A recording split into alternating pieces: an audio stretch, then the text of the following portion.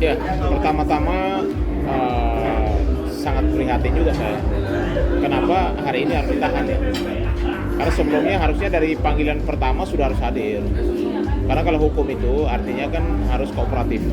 Ketika dipanggil datang, sudah pasti akan dipertimbangkan oleh pihak penyidik bahwa ini adalah kooperatif, taat hukum, ya, menghormati panggilan polisi, masih ada pertimbangan ditahan atau tidak. Itu karena diskresi daripada pihak penyidik. Tapi kalau hari ini ditahan, berarti juga kewenangan penyidik. Karena menurut saya, penyidik melakukan penahanan berarti ada alasan-alasan yang menurut penyidik bisa mempersulit proses hukum ke depan. Contoh, melarikan diri, menghilangkan barang bukti, ataupun mempengaruhi saksi, ya kan? Oleh karena itu mungkin makanya muncullah penyidik harus melakukan tindakan represif atau ditahan gitu. Bang, tapi bukannya bisa dibilang dia juga yang hadirnya yang dini hari tadi ya, bisa dibilang kooperatif juga nggak sih Bang? Karena kan sebenarnya dari kemarin dia menunda itu karena ada alasan yang tidak bisa dilakukan. Jadi begini, kalau panggilan pertama tidak datang berarti kan ada alasan untuk panggilan kedua. Panggilan kedua tidak datang, ya kan? Udah pasti polisi menyiapkan surat represif, tindakan penjemputan atau tindakan untuk dibawa paksa. Kan artinya sih panggilan ketiga dia datang gitu loh. Dan saat ini ada informasi A1 ya bahwa yang bersangkutan atau NM sudah ditahan karena memang status sudah sebagai tersangka gitu. Tapi Bang, melihat pada akhirnya nih Niki ditahan karena kan secara otomatis ini dapat desakan dari publik melalui sosial media minta karena kan di atas hukumannya itu 20 tahun. Ini gimana Bang? Apakah memang ini ada desakan masyarakat akhirnya polisi memberi tahanan atau seperti apa sih Bang? Jadi orang menahan bukan karena desakan polisi, publik ya, tapi karena memang diskresi daripada penyidik. Yang dikhawatirkan itu adalah menghambat proses daripada kasus di kita sendiri. Dan yang kedua karena memang ancaman hukuman di atas 5 tahun. Ada bahkan sampai maksimal 20 tahun karena dugaan pengancaman dan juga dugaan pemerasan. Jadi kalau menurut saya, polisi mengambil sikap represif atau hari ini diskresi yang ditahan, itu menurut saya itu hal yang sangat wajar. Karena panggilan pertama, kedua, sampai ketiga baru Nikita hadir. Saya sebagai mantan pengacara Nikita harusnya dari awal Nikita sudah harus hadir menjelaskan apa yang menjadi persoalan yang dihadapi. Jangan sampai panggilan ketiga itu, karena udah pasti penyidik merasa bahwa ini ke depan pasti akan mempersulit proses hukum yang dijalankan oleh Nikita Mirzani gitu. Tapi kan kalau menurut Abah sendiri mungkin publik menduga-duga ini kita punya backingan di pihak kepolisian ini. Kalau di dalam hukum itu tidak ada backing ya. Yang pertama, sebagai mantan pengacara Nikita tidak perlu gusar bahwa ada hak kamu untuk kamu juga bisa ditangguhkan penahanan.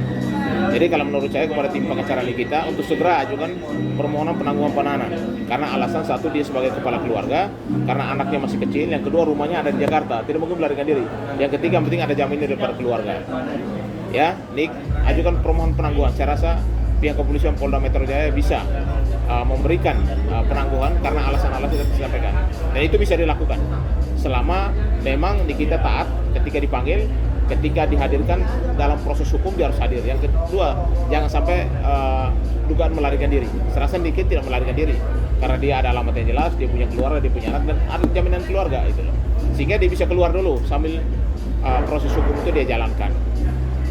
Tapi kalau menurut Abang ini sudah memprediksi belum sih Bang Niki bakal ditahan? Kan dari awal saya di wawancara pertama di Polda Metro saya sudah bilang bahwa dengan ancaman hukuman di atas 5 tahun potensi ditahannya sangat tinggi gitu loh.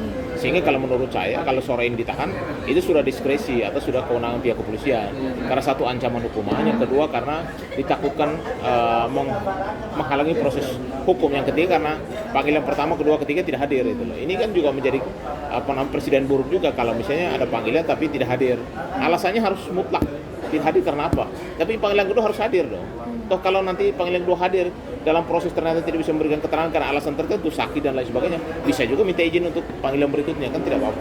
Daripada tidak 3 kali tidak hadir panggilan itu, saya rasa itu merupakan satu presiden buruk ya. Harusnya Nikmir sudah tahu bahwa panggilan polisi itu harus dihormati. Saya sih sebenarnya sarankan kepada pihak pengacaranya ketika dipanggil pertama tidak hadir, kedua harusnya sudah hadir. Jangan sampai ada panggilan ketiga gitu. Bang, tapi kan Nikmir sendiri kan memang dari dulu sudah terkenal dia orangnya kontroversial. kontroversial. Ya gitu. Gimana tuh Bang? Ya kalau soal kontroversial itu kan pribadinya dia. Kalau saya berbicara dari seorang praktisi hukum, bahwa hukumlah panglimanya. Siapapun yang berurusan dengan hukum harus mempertanggungjawabkan. Yang penting di hukum itu adalah etikat baik. Hukum itu adalah niat baik. Ketika memang ada panggilan, wajib hadir.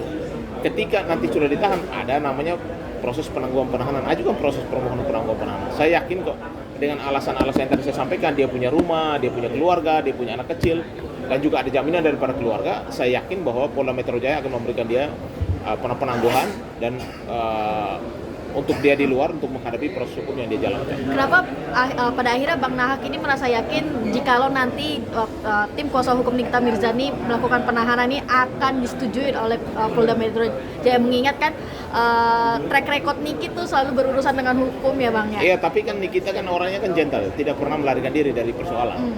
Jadi yang penting kan dia mengikuti proses hukumnya. Selama dia mengikuti proses hukumnya dan selama dia dijamin, apalagi dia punya rumah di Jakarta, alamat jelas, saya yakin bahwa pihak kepolisian akan memberikan penangguhan penahanan.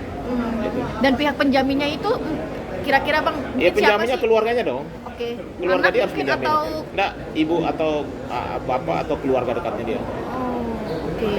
Tapi melihat kasus ini sendiri Bang, seperti apa pandangan Abang sendiri sebagai Kalau praktisi menurut hukum? saya kasus ini cukup serius karena ancaman hukumannya. Tetapi sebenarnya kasus ini bisa diselesaikan lewat jalur-jalur yang awalnya saya sudah bilang bahwa sebenarnya sebelum ada panggilan sudah harus diselesaikan masalahnya lewat restoratif justice ataupun lewat jalur kalau tersangka bisa ajukan pra peradilan gitu loh. Kan tidak ada masalah, itu hak dari para tersangka dan itu sudah dibuka ruang oleh putusan MK. Saya rasa semua orang punya hak hukum yang sama untuk menyelamatkan diri ataupun melakukan segala langkah upaya untuk supaya dia tidak ditahan, dia dibebaskan dari status tersangka ataupun dibebaskan dari status hukumnya gitu. Berarti bisa RJ ya Bang? Saya rasa bisa sekali, tidak ada masalah. Karena bagaimanapun kan ruang itu diberikan oleh hukum untuk dilakukan komunikasi, negosiasi, restorasi justice, perdamaian. Namanya juga mau menyelesaikan secara kekeluargaan. Mungkin uangnya si pihak pelaku dikembalikan saja. Kan tidak ada masalah lah. Karena awalnya kan bukan dia minta, dari awal kan memang sudah ada informasi lewat apa semua, bahwa ada komunikasi lah antara kedua belah pihak, tawar-menawar bahkan.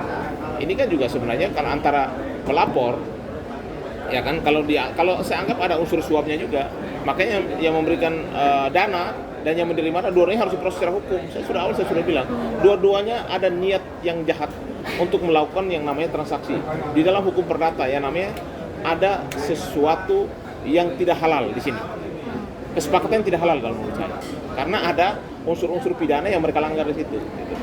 Bang, tapi kan Niki kan bersama asistennya nih. Apakah memang jikalau penangguhan, apakah memang dua-duanya satu paket atau misalnya? Itu tergantung ya, karena kan menurut saya penangguhan itu kan harus ada satu jaminan, yang kedua bertempat tinggal yang jelas, keempat ada tanggung jawab dari keluarga, misalnya dia punya anak kecil, ya kan, yang ketiga dijamin bahwa dia tidak melarikan diri. Tapi kalau asistennya misalnya tidak bisa memberikan keyakinan kepada penyidik, ya mungkin Nikmir aja yang ditangguhkan gitu. Dan itu bisa per kapan Bang artinya mengajukan penangguhan? Apakah hari ini atau besok atau seperti apa? Kalau menurut saya malam inilah. Mengajukan penangguhan malam ini juga. Bang, kan banyak yang bilang kalau Niki ini orang yang kebal hukum Bang. Beberapa kali dilaporkan mental segala macam apa. Lalu akhirnya pada hari ini buka puasa tadi Niki ditahan bersama Mael. Itu mematahkan statement orang-orang nggak sih Bang, kayak Niki kebal hukum, Niki nggak ada yang berani nahan segala macam. Dan yang kedua, apakah menurut Bang Nahak sendiri sebagai praktis hukum cukup mengapresiasi nggak sih Bang kinerja kepolisian, kayak biar masyarakat itu percaya gitu sama polisi? Selama ini kan masyarakat nggak ada yang percaya sama polisi gitu Bang. Kalau menurut saya tidak ada di Republik ini orang kebal hukum, nggak ada. Faktanya banyak pejabat ditangkap, bahkan direktur, bahkan mantan ketua MK, bahkan pejabat oknum kepolisian, pejabat oknum pejabat negara. Jadi tidak ada kebal hukum di negara ini. Apalagi seorang Nikita Mirzani. Kalau menurut saya tidak ada yang kebal hukum. Yang ada adalah bagaimana supaya ada namanya niat baik. Hukum itu yang penting kan etikat baik. Ketika ada persoalan hukum, ketika ada panggilan datang. Panggilan pertama, kedua datang. Kalau ketiga itu sudah menurut saya udah masalah gitu loh. Makanya saya bilang kenapa panggilan pertama nggak datang. Panggilan pertama nggak datang ada alasannya, panggilan kedua wajib datang dong. Ini kalau ketiga tidak datang, saya yakin, makanya kemarin saya bilang potensi ditahan sangat tinggi. Kenapa tidak datang untuk menyampaikan, menjelaskan kepada pihak kepolisian masalah yang dihadapi gitu loh. Berarti kalau misalnya pemanggilan pertama sama kedua, pemanggilan pertama dia datang, ada kemungkinan dia tidak akan ditahan, Bang? Saya yakin dia tidak ditahan. Kenapa? Kenapa? Karena dia datang dengan itikat baik. Dan hal-hal untuk ditahan menurut saya itu mungkin yang menjadi publik bahwa dia orang yang kebal hukum, dia mungkin akan tidak kooperatif dan lain sebagainya, itu akan terbantahkan kalau dia datang. Karena dia punya rumah, dia punya anak, dia punya keluarga, alamat dia jelas, saya rasa tidak mungkin untuk melarikan diri, itu sangat kecil kemungkinan itu. Berarti cukup mengapresiasi kinerja kepolisian Polda Metro Jaya juga. Ya kalau kepolisian pasti kan dia sudah punya tupoksi ya, sudah ada SOP-nya. Kalau misalnya dilihat bahwa ini ada potensi-potensi yang menghambat proses hukum, saya rasa polisi akan mengambil sikap yang represif, yang sangat tegas. Dengan adanya penahanan ini kan kita menunjukkan bahwa polisi juga bersikap sangat objektif ya, sangat sangat objektif dan juga di dalam melaksanakan tugasnya. Gitu. Bang Rahat pernah memegang kasus Niki, artinya sosok Niki selama menjadi klien Embong seperti apa sih? Niki itu orangnya baik, orangnya fair. Saya rasa nggak ada masalah. Secara kepribadian ya, tidak ada persoalan. Selama saja pengacaranya Nikita Mirzani, orangnya cukup baik dan memberikan keterangan apapun sangat transparan. Dia tidak nutup sesuatu. Kalau ini benar, kalau ini salah, disampaikan yang sebenarnya gitu. Jadi kalau menurut saya pandangan mungkin publik yang menyatakan bahwa Nikita ini seperti ini dan lain sebagainya, itu saya tidak mau mencampur urusan privasi dia. Tapi secara pribadi saya menganggap bahwa Nikita itu orangnya baik. Dan akan terkait kasus ini, Abang yakin Niki bisa langsung dapat penangguhan? Saya yakin sekali kalau misalnya malam ini diberikan surat penangguhan kepada pihak kepolisian dengan jaminan, dengan alasan-alasan yang bisa meyakinkan penyidik bahwa dia menjamin bahwa dia tidak akan melarikan diri, mengulangi perbuatan, menghilangkan barang bukti atau mempengaruhi saksi dan lain sebagainya, saya rasa dia bisa ditangguhkan penahanan. Oke, udah.